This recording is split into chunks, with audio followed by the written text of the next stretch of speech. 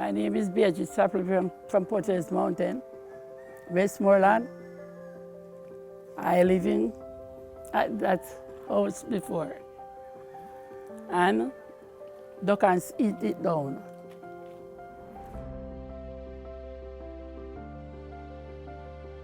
I'm very happy to be with you today.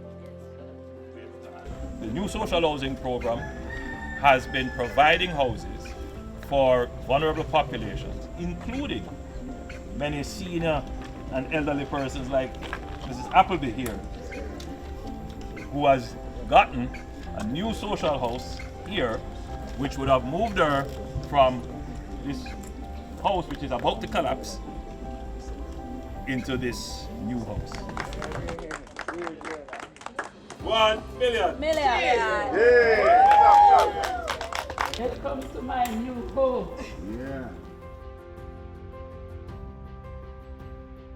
Thank the taxpayers of Jamaica, and thanks everyone, every team, and the workers, and the beneficiaries. I thank everyone.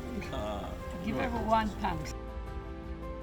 From poverty to prosperity. To prosperity.